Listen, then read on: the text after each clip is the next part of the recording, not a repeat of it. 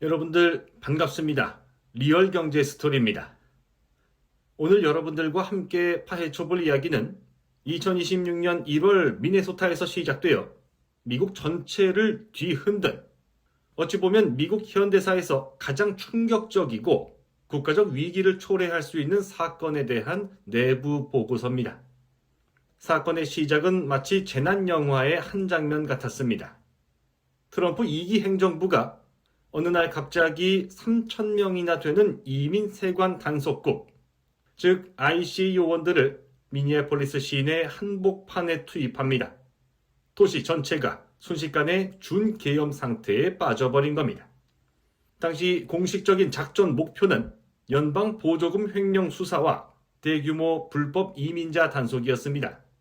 하지만 실제 현장은 무차별적인 주택 급습, 그리고 검문 검색으로 인한 공포 그 자체였습니다.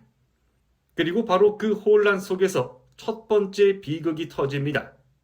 1월 7일 37세 미국 시민 르네 니콜 굿이 시위 도중 IC 요원의 차량에 치여 사망하는 사건이 발생합니다.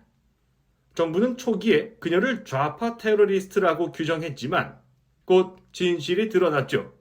그녀는 단지 시위 중이었고 차량 충격으로 사망했다는 사실이 밝혀지면서 잠자던 도시를 깨우는 도화선이 됩니다.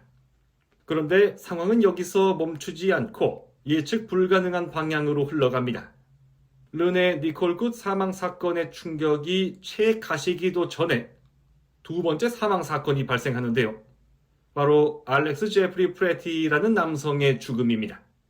이 사건을 두고 총이냐, 핸드폰이냐 라는 거대한 논쟁이 붙습니다. 당시 트럼프 대통령은 직접 SNS에 권총 사진까지 올리며 장전된 총을 든 정당 방위 상황이었다고 주장했었죠. 그러나 바로 이 지점에서 사건의 본질을 보여주는 결정적인 반전이 일어납니다. 이건 단순히 거짓말이 들통난 수준이 아니라 정부의 전통적인 정보 통제 시스템이 완전히 붕괴했다는 걸 보여준 상징적인 순간이었습니다. 과거에는 정부가 공식 발표를 하고 언론이 검증하고 여론이 형성되기까지 시간차가 있어서 권력이 원하는 대로 스토리를 짤 수가 있었습니다만 이 사건은 달랐습니다. 시민들이 찍은 영상이 소셜미디어로 실시간으로 퍼져나가면서 정부 발표가 나오기도 전에 이미 거짓임이 판명나버린 겁니다. 뉴욕타임스와 CNN 등의 분석 결과는 충격적이었습니다. 프레티 씨의 손에 들려있던 건 총이 아니라 핸드폰이었을 뿐만 아니라 그가 바닥에 엎드려 완전히 제압된 상태에서 5초나 지난 뒤에 요원 10명이 그를 향해 발포했다는 사실이 밝혀졌습니다. 5초, 그 짧은 시간은 정당방위라는 정부의 주장을 완전히 무색하게 만드는 영원과도 같은 시간이었습니다. 이 영상 하나가 정부의 신뢰도를 바닥으로 끌어내렸고 분노한 여론에 기름을 부었습니다. 미니애폴리스는 순식간에 거대한 이념의 전쟁터가 됐습니다. 도시 전체가 하나의 저항군처럼 움직이기 시작했는데요.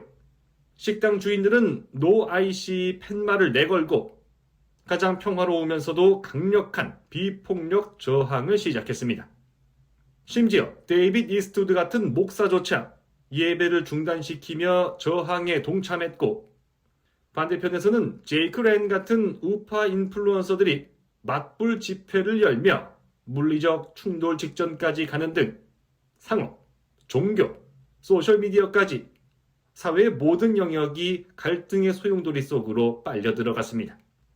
결과는 어땠을까요? 권력은 직격탄을 맞았습니다.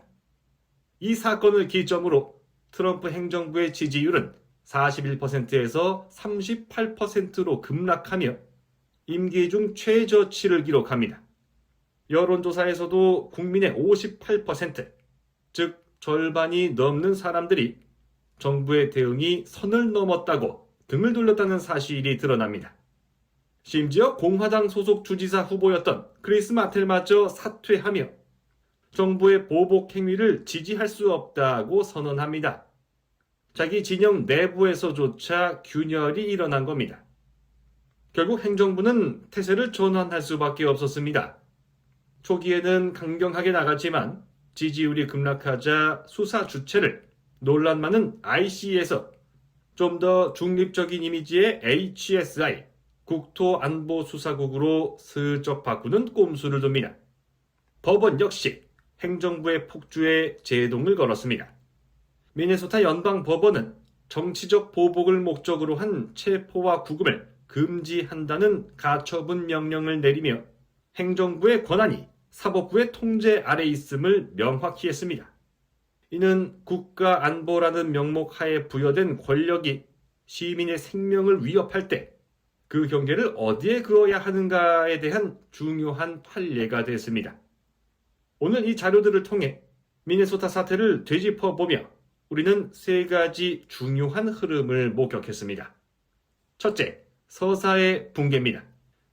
모든 것이 기록되는 영상 증거의 시대에 권력이 일방적으로 만들어내는 거짓 서사는 더 이상 힘을 쓸 수 없다는 점입니다. 둘째는 지역의 힘입니다. 거대한 연방 권력에 맞선 것은 워싱턴의 정치인이 아니라 미니애폴리스의 평범한 식당 주인과 시민들이었습니다. 셋째, 신뢰의 대가입니다. 한번 무너진 공적 신뢰는 회복하기 어렵고 그것은 정권의 치명적인 정치적 타격으로 돌아온다는 사실입니다. 모두가 손에 카메라를 든 이 시대, 권력에 대한 책임의 본질은 과연 바뀌었을까요?